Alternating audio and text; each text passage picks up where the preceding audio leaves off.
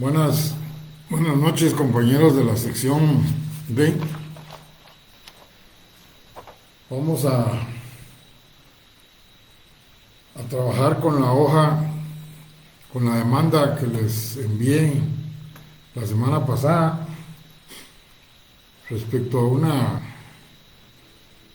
una demanda contencioso tributaria que les decía yo tenía bastantes errores y ustedes tenían que ubicar los errores.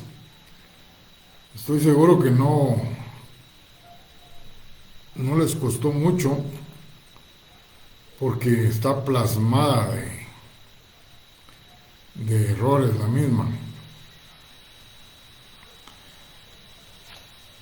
Vamos a iniciar aún cuando solo tenemos 17 compañeros incorporados, pero para aprovechar el tiempo, entiendo que todos tienen a la mano lo que imprimieron.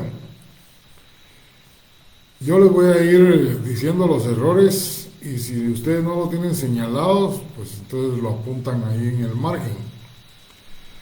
Y si ya los tienen, pues un cheque nada más, ¿verdad? El primer error está en la primera línea,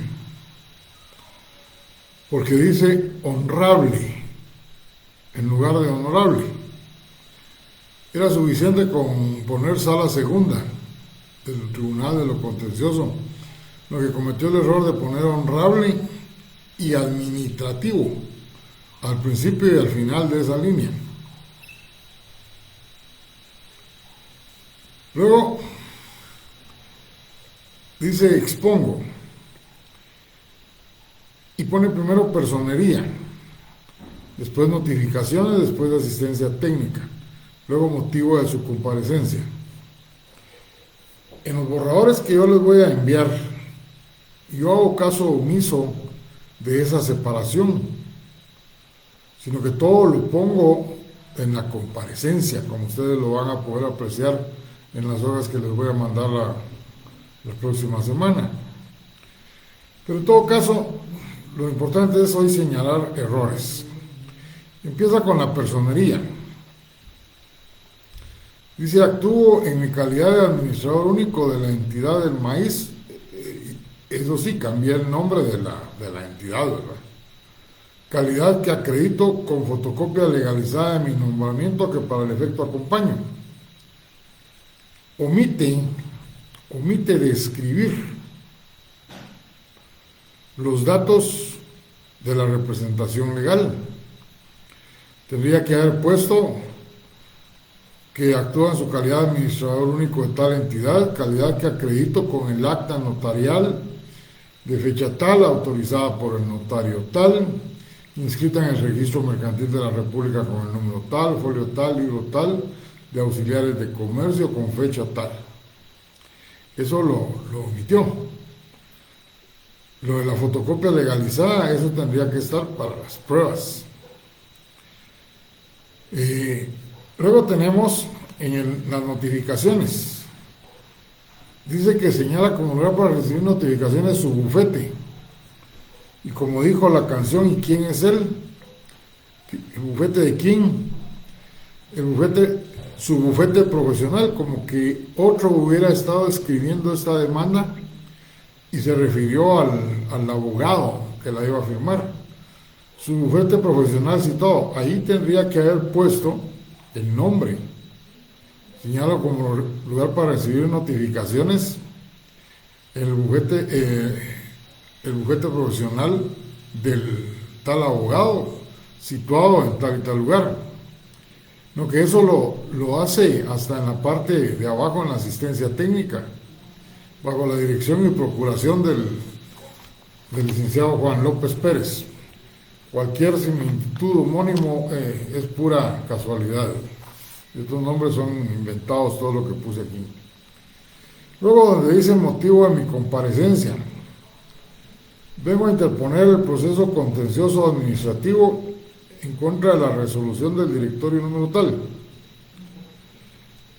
esa parte sí es correcta, porque recuerden ustedes que en aquel tiempo era el directorio el que resolvía los recursos de revocatoria.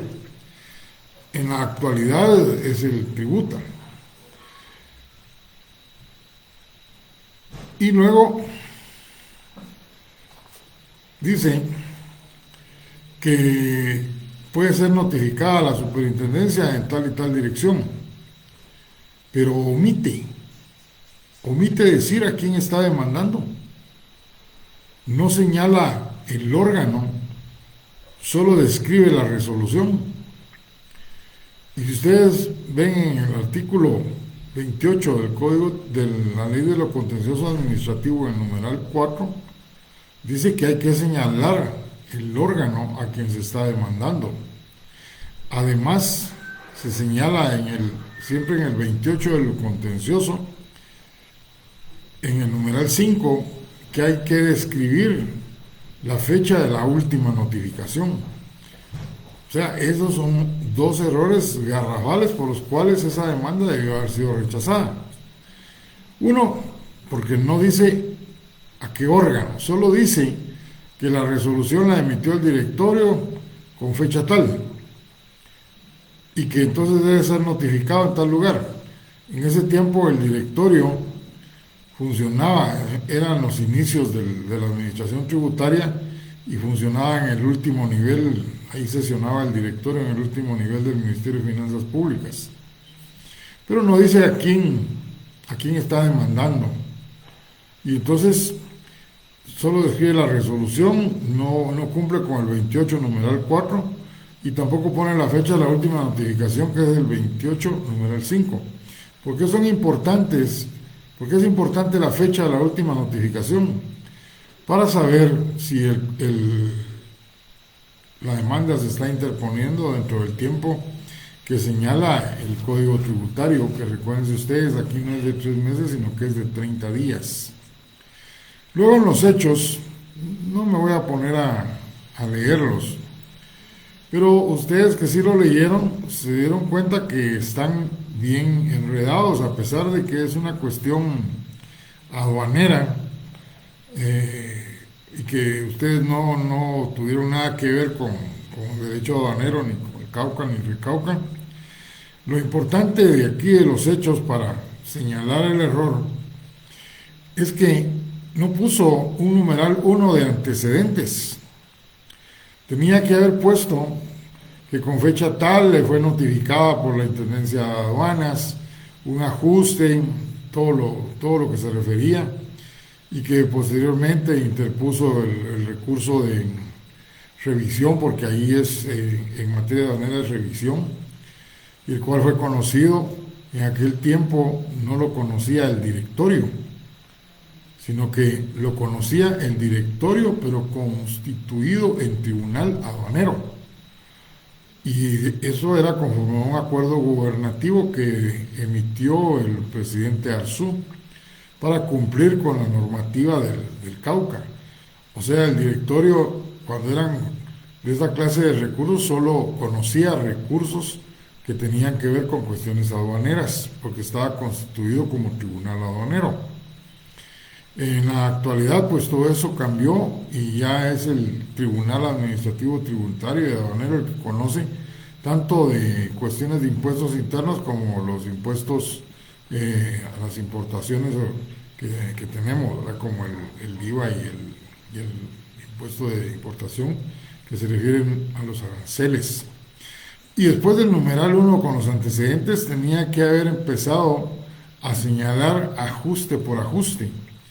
Y si fuera solo un solo ajuste, pues tendría que haberlo mencionado, no como él lo hace.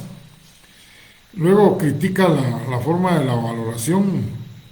Por eso les digo, no me voy a poner a platicarles de eso, porque ustedes no conocen, pero aquí ustedes, cuando hagan una demanda, lo que tienen que hacer es señalar ajuste por ajuste, tal y como se los expliqué cuando hablamos de la demanda. Lo que sí es importante es que en el numeral 13, en el segundo párrafo, el lean algo que tiene que ver con el domicilio fiscal. En el presente caso, oportunamente no se pudo presentar los medios de prueba que acreditaban la compra de los zapatos en virtud de que la Administración Tributaria notificó la resolución de ajustes en el antiguo domicilio fiscal, motivo por el cual no nos enteramos de los ajustes efectuados. Se los leo para que vean lo importante que es el domicilio fiscal. Yo se los dije ya en varias oportunidades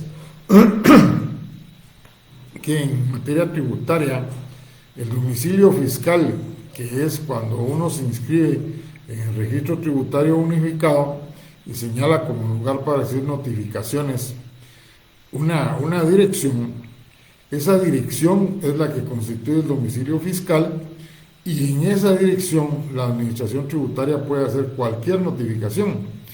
Y si les dicen que ya no está ahí, pues sencillamente la dejan presentada como hacen en los tribunales, y se da por bien hecha la notificación. O sea, no regresan la cédula de notificación porque ya no está ahí. O sea, el domicilio fiscal es para notificar estén o no estén. Por eso es que es obligación, según lo que dice el Código Tributario, es obligación de los sujetos pasivos, cada vez que se cambian de domicilio, actualizarse, informando de que han cambiado de domicilio dentro de los 30 días después de que se ha realizado el cambio. Caso contrario, hay una multa, que está también ahí, unas multas de 1,000 quetzales. Más abajito, como en la octava línea, en la sexta línea dicen: dicha situación fue indicada oportunamente a la Administración Tributaria, sin embargo, las oposiciones presentadas y recursos fueron declarados sin lugar. En primer lugar, no hay recursos, es un recurso el que hay en materia aduanera. Está el recurso de revisión y uno de apelación. Los recursos fueron declarados sin lugar, y las oposiciones presentadas, es solo una oposición. Entonces, dice: se agotaron los recursos administrativos previos para optar a la vía contenciosa, pero no dijo en ningún momento en qué fecha se dictó la resolución de la apelación, ni hizo referencia a ella en los antecedentes, porque no creó ningún antecedente. Y ya en el último párrafo dice: los medios de prueba que se presentan y que oportunamente presentaré. Eso es una gran contradicción. Los medios de prueba que se presentan, o sea, ya los está presentando, y que oportunamente presentaré, o sea, que los va a presentar 2 veces. Allí debió haber dicho: los medios de prueba que se ofrecen y que oportunamente aportaré. Esa sería la redacción correcta. Luego se remite a las pruebas. Y en las pruebas empieza con el propio examen respectivo. ¿Qué es eso del propio examen respectivo? Eso no nos dice nada.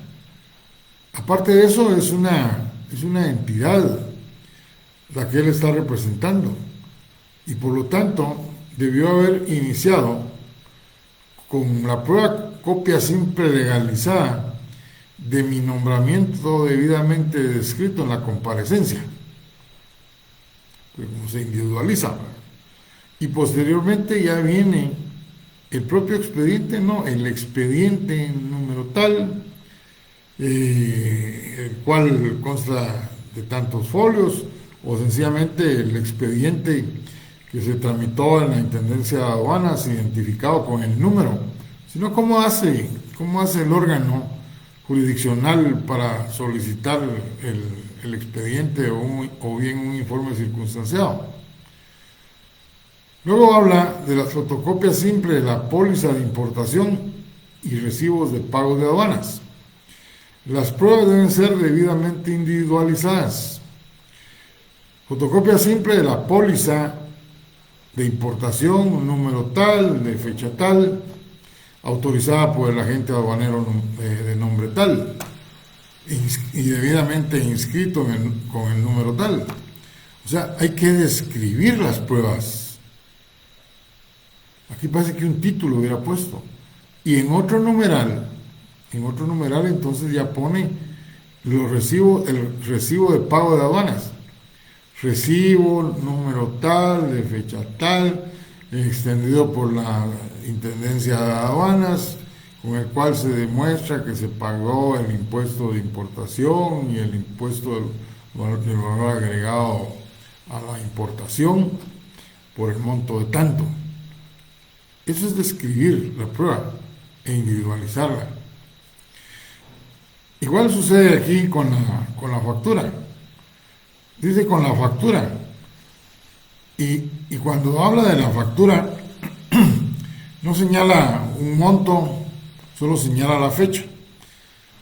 Aun cuando la forma que la escribió, pues estaría más o menos completa la información. Luego habla de un dictamen. Se refiere a un dictamen, número tal, de fecha tal. Pero no dice quién emitió ese dictamen. Y entonces, ¿cómo hace el órgano jurisdiccional para pedirle a la SAT que ponga a la vista ese dictamen o que lo presente? Si no se está identificando. En la SAT hay cientos de miles de dictámenes. Y en una misma fecha pueden haber muchos más. Entonces, la forma en que ha señalado esa prueba tampoco está correcta. Mucho menos la siguiente: fotocopia simple de la factura de compañía de seguros. Esa es una prueba que no tiene ninguna relevancia. ¿Qué tiene que ver el seguro con los impuestos? Todas las importaciones que se realizan por medio de letras documentadas o por medio de cartas de crédito, las mercancías vienen debidamente aseguradas, pero eso es solo en caso se dé un siniestro que se van a hacer efectivas.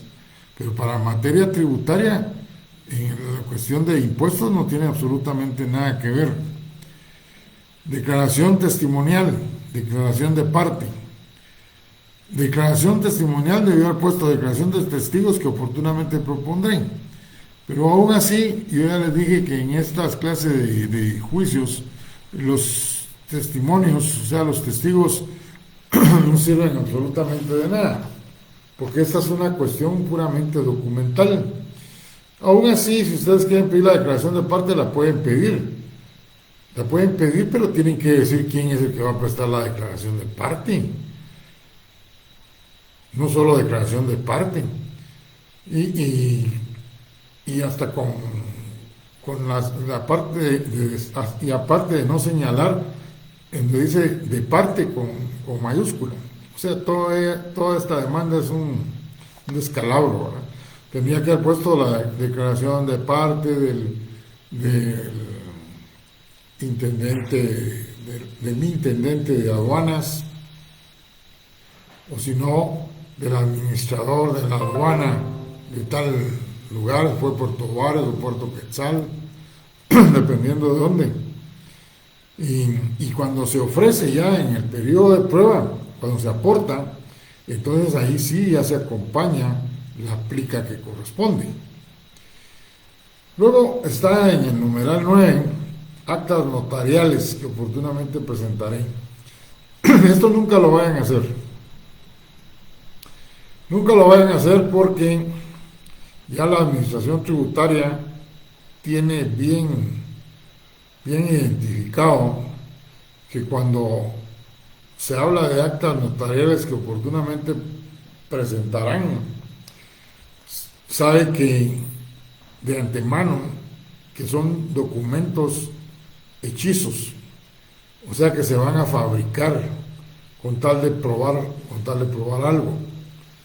Nunca se le ofrezcan a ustedes a un contribuyente hacerlo, porque incluso ustedes estarían incurriendo en un delito de falsedad material. Y si se los piden que lo hagan, tampoco acepten. no son suficientes los honorarios que ustedes van a cobrar para después salvarse del problema de un proceso penal que la administración tributaria va a iniciar por la presentación de los documentos falsos. La administración tiene muchas formas de poder comprobar que un acta notarial adolece de falsedad.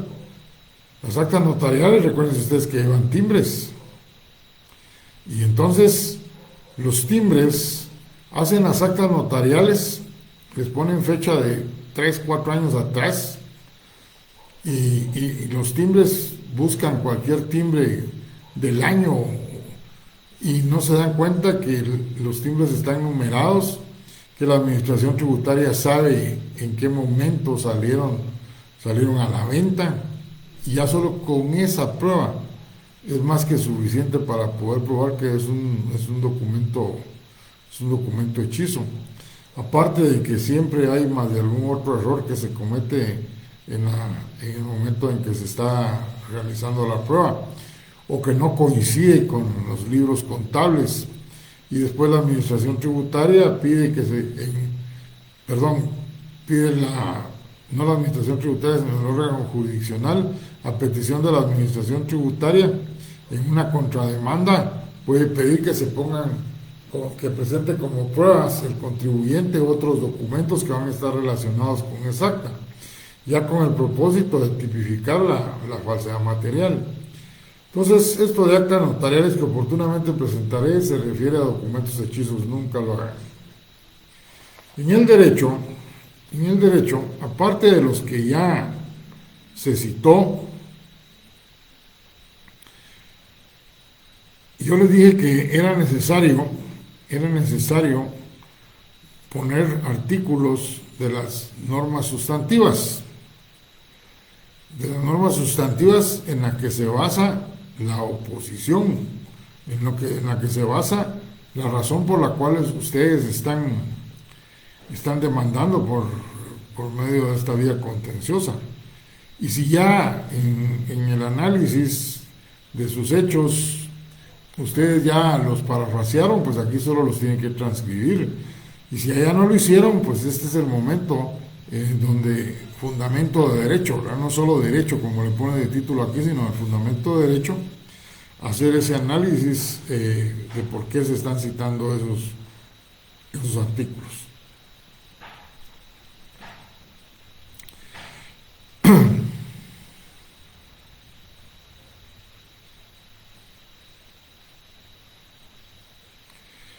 Luego, en este último párrafo del fundamento del derecho, como le llamó él, pone algo que es bien controvertido, porque dice: para que el proceso contencioso pueda iniciarse, se requiere que la resolución que lo origina no haya podido remediarse por medio de los recursos puramente administrativos.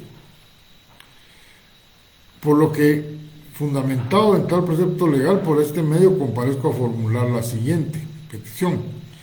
En este caso, que era materia aduanera, él no tenía por qué haber hablado de recursos administrativos, sino tenía que haber señalado que son los recursos contenidos en el recauca y señalar los artículos a los que se está refiriendo.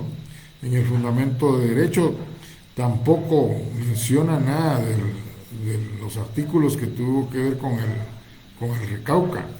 Si se dan cuenta ustedes, solo cita el artículo 19 del contencioso, donde dice que procederá al contencioso en caso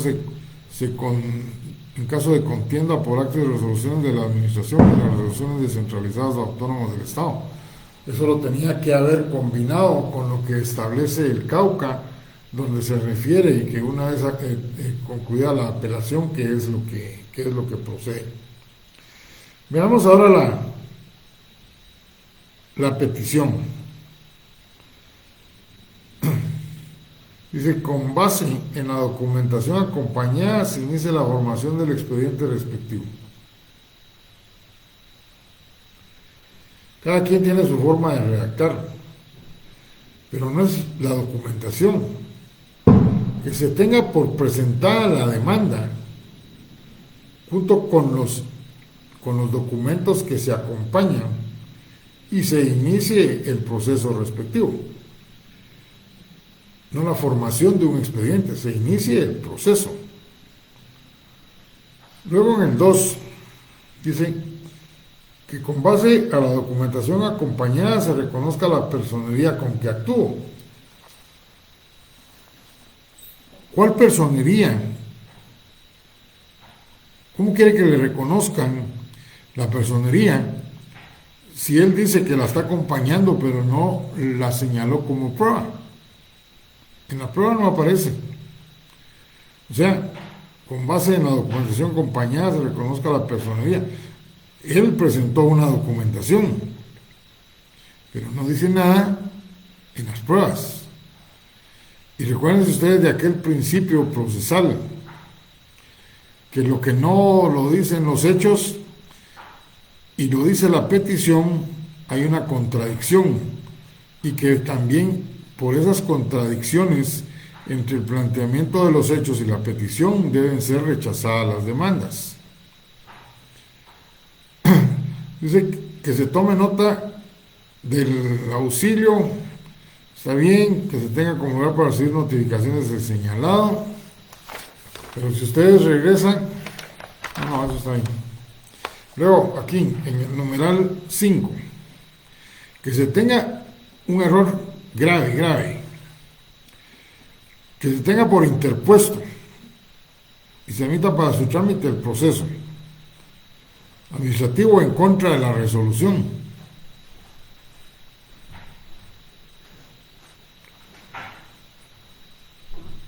En contra de la resolución nunca debió haber puesto. La resolución es un papel.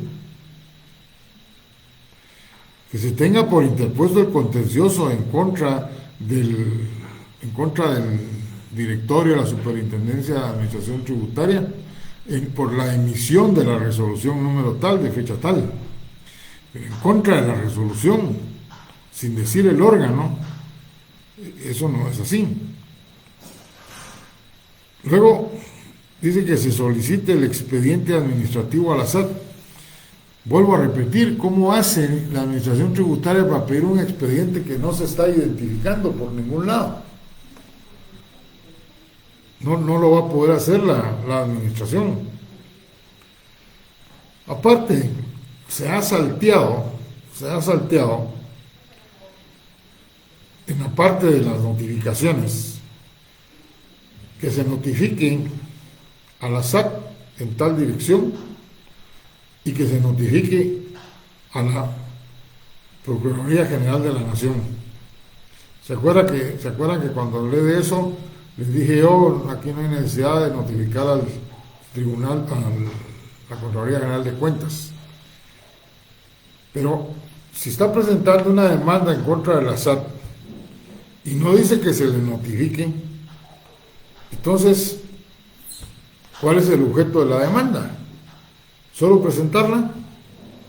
No, ¿verdad? Tenía que haber dicho,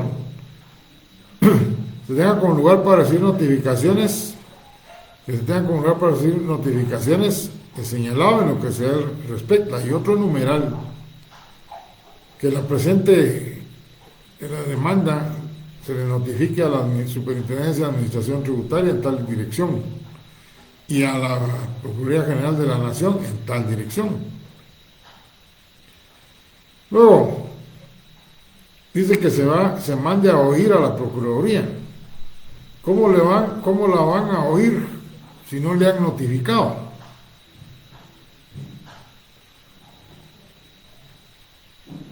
¿Y será acaso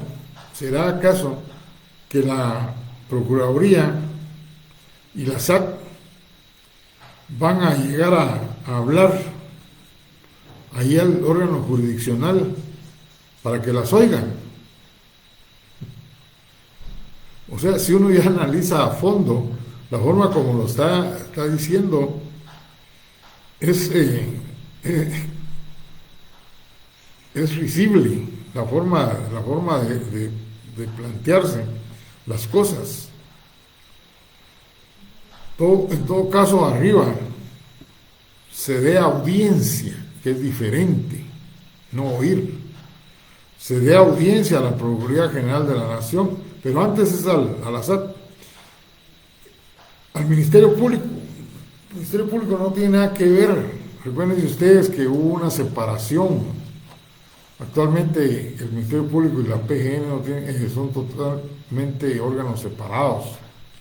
Él estaba leyendo una ley que definitivamente no estaba actualizada. Entonces esto de que se mande a oír, no, se le dé audiencia. Se mande a oír, no, porque no van a llegar a hablar, ¿verdad? O sea que eso es en la parte de arriba. Que oportunamente se abra prueba por el término de 15 días. La ley de lo contencioso administrativo, cuando habla de la prueba, se refiere a 30 días, según el artículo 41. O sea, no hay un error. Mi consejo es que cuando ustedes tengan que referirse a un periodo de prueba, solo pongan, se abra la prueba por el plazo legal. No tienen por qué estar poniendo ustedes la cantidad de días. En una de esas se confunden, como lo hizo aquí el abogado que planteó esta demanda.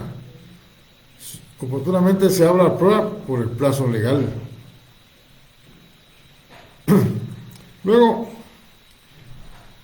en el numeral 4, vienen los numerales romanos 1, 2, 3, 4, 5, 6, 7, 8.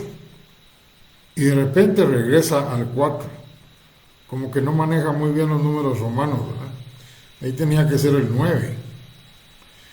Y dice, concluido el término probatorio, y se ha salteado el artículo 43 del contencioso, que dice que una vez vencido el periodo de prueba se señalará día y hora para la vista. Entonces, la petición también adolece de estos errores. Tenía que haber puesto un numeral que se señale el día para la vista conforme a la ley. Punto. Y ya después de eso, no poner concluido el término probatorio. Oportunamente se dicte la sentencia, declarando con lugar y todo lo demás.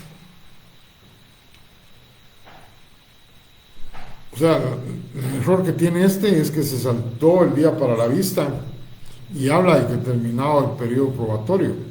Y el día de la vista es parte del proceso. Era lo que yo les contaba el otro día, que yo tengo unos juicios, tengo ahí unos procesos en los tribunales del contencioso, y en todo se señaló el día para la vista, y evacuamos la audiencia oportunamente, y lo que está pendiente es que se dicte la sentencia, pero ya transcurrió más de un año después de que se dieron los días para la vista y no se ha dictado. Y de ahí el consejo que yo les daba: el día de que ustedes tengan un proceso de esta naturaleza, ustedes deben pactar sus honorarios diciendo el monto, y que ese monto, la mitad, o si ustedes quieren el 60% al momento de la firma de la demanda, y el otro 40% al día, en el momento en que se firme el día para la vista. Ahí deben de quedar ustedes ya pagados de sus honorarios, porque después del alegato que ustedes van a presentar para el día de la vista, ya no le queda nada por hacer a uno, sino solo esperar que dicten la sentencia. Y cuando les notifiquen la sentencia, ¿cuánto tiempo podrá transcurrir? Ya les conté el caso de otro juicio que tengo en hidrocarburos por una multa. Ya la sentencia tiene más de 8 años de estar pendiente de que la dicten, y no la dictan. A mí ya no me preocupa. Al cliente no le preocupa porque es una multa. Y que se quede ahí de por vida, así no la va a pagar. Pero imagínense que yo no hubiera cobrado. Esta es la hora en que yo estaría esperando que se dictara la sentencia. Por eso es en el día de la vista que le deben pagar a uno el total. Y cuando les notifiquen la sentencia, ese es el momento en que ustedes tienen que hablar con su cliente de nuevo para decirle si va a querer que se presente la casación. Y acuérdense que solo tienen 15 días para poder interponerla. Pero todavía faltan ver errores. El otro error está en la cita de leyes. Solo menciona los artículos de la ley de lo contencioso, no señaló los artículos del Código Tributario, no señaló los artículos de las leyes sustantivas que supuestamente dice la Administración Tributaria que se violaron. O sea, está inconcluso. Si supletoriamente se aplica el Código Procesal Civil y Mercantil, ahí se dice claramente cuántas copias se deben adjuntar a una demanda. Aquí solo acompaña 2 copias. Y en estas demandas debemos de recordar que una copia es para la Secretaría, una copia para la parte demandada, una copia en este caso para la Procuraduría General de la Nación, una copia que es la que me tienen que entregar a mí con la resolución, y la copia que les van a sellar de recibido. Y él solo acompaña 2 copias, y no cuantas, y se deben acompañar copias de la demanda de cuantas partes estén involucradas. Dice 2 copias de presente memorial y documento adjunto. Sin embargo, él está diciendo que acompañó varios documentos. ¿Correcto? Entonces, no está hablando en plural, está hablando en singular, y esa es la parte que no se comprende.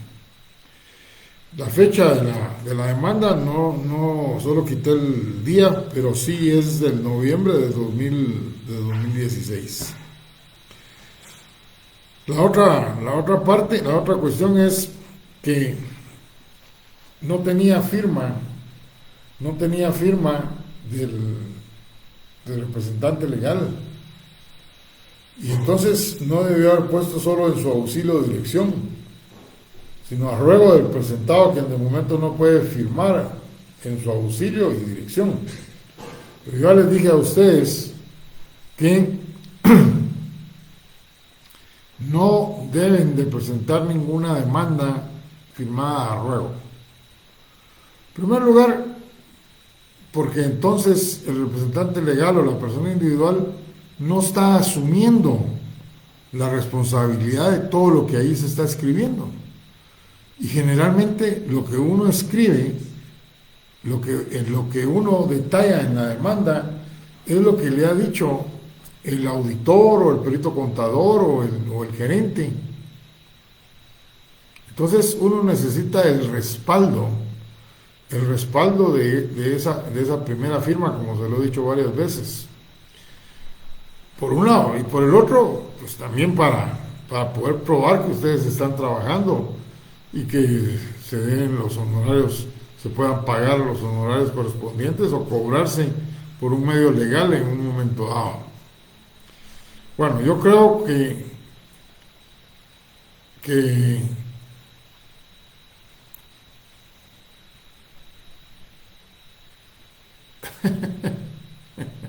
me estoy riendo por lo que dice Axel Armando Mejía, quien ni en procesal civil tuvo un análisis de demanda así. Bueno, la idea es precisamente esta, lo que yo les decía, que no le tengan miedo a litigar en contra de la administración tributaria. A este abogado sí le debió haber dado miedo y no debió haber tomado el caso, si sencillamente no sabía cómo plantear una demanda. Porque ya vieron ustedes que me quedé corto cuando les dije 15 errores. Yo les dije 15 para que no se fueran a asustar, ¿verdad? Pero tienen mucho más que 15 errores. Otro compañero me dice, Gilberto Ramírez, que los apoye con ejemplos de una demanda. Bueno, esa es la idea. Como les dije, solo en mi curso es donde realmente entramos al análisis de cómo plantear, cómo interponer el primer escrito cuando se notifica un ajuste. Me quedo el rectángulo que les dije. O sea, el primer escrito. Luego, cómo interponer recurso de revocatoria. Y luego, cómo interponer la demanda. Entonces es importante que no solo se los hable, sino tal como se los mencioné, yo les voy a enviar borradores de cómo es que yo lo hago. Y posiblemente ustedes también me puedan encontrar a mí algún error o no estén de acuerdo con mi redacción. Pero por lo menos son escritos que no han sido rechazados, ni los escritos ni las demandas. Y entonces les pueden servir para que el día de mañana les sirva como una orientación, porque cada quien ya en el ejercicio profesional va tomando su forma de escribir, de redactar, pero no en esta forma enredada como está planteada esta demanda. Ustedes vieran también esos escritos de la primera audiencia, evacuando la primera audiencia, los interponen de cabeza. Y todo es porque solo tratan de ganar tiempo y muchas veces hasta los hacen los mismos contribuyentes. Y como no hay necesidad de cumplir con todos los requisitos, porque la misma ley, el mismo Código Tributario dice que la Administración Tributaria los debe de aceptar para su trámite y desde luego decir por qué les pone el previo, pues con eso ya les está diciendo al contribuyente, corríjalo y aclárelo. Y entonces ya se va al trámite. Y en otros casos, pues, que son abogados que o no estudiaron bien teoría del proceso y los procesales, porque algo sí les voy a decir. En materia procesal, el esquema de un escrito toda la vida va a ser el mismo. ¿A quién se dirige? El nombre de la persona que comparece, sus datos de identificación, la representación legal de escribirla si es una persona jurídica, lugar para decir quién actúa con la dirección y procuración, o sea, el abogado, el lugar para recibir notificaciones y qué es lo que comparecen a interponer. Y luego vienen los hechos. ¿A quién se dirige? La comparecencia, los hechos. Los hechos siempre son primero los antecedentes y los numerales siguientes es pues el análisis de por qué están planteando el escrito. Luego viene el fundamento de derecho, luego las pruebas y después la petición, la cita de leyes, luego de la cita de leyes, las copias que están acompañando, la fecha, la firma del que comparece en su auxilio de dirección. Ese esquema, señores, es el esquema que se debe utilizar para cualquier escrito, sea de naturaleza mercantil, laboral, administrativo, tributario, civil. Lo que yo sí no les voy a decir o lo voy a incluir es penal, porque penal ha cambiado mucho y entonces no quiero también incurrir o hacerlos incurrir en un error. Pero todo lo que, esas materias que les acabo de mencionar, todas esas es el mismo esquema. Grábense eso en su cabeza y siempre van a poder hacer un escrito sin tanto problema. Lo único que sí tienen que saber es el orden. Y el orden que guardan los escritos que yo les voy a trasladar, pues es un buen orden. Van bien concatenados cada una de las cosas que se van escribiendo. Bueno, con eso pues concluyo la parte procesal. Quisiera quisiera ver una demanda económico coactiva con ustedes, cómo contestarla. Yo creo que eso vamos a ver el lunes. Pero por aparte, les voy a mandar un laboratorio de la ley del impuesto de circulación de vehículos.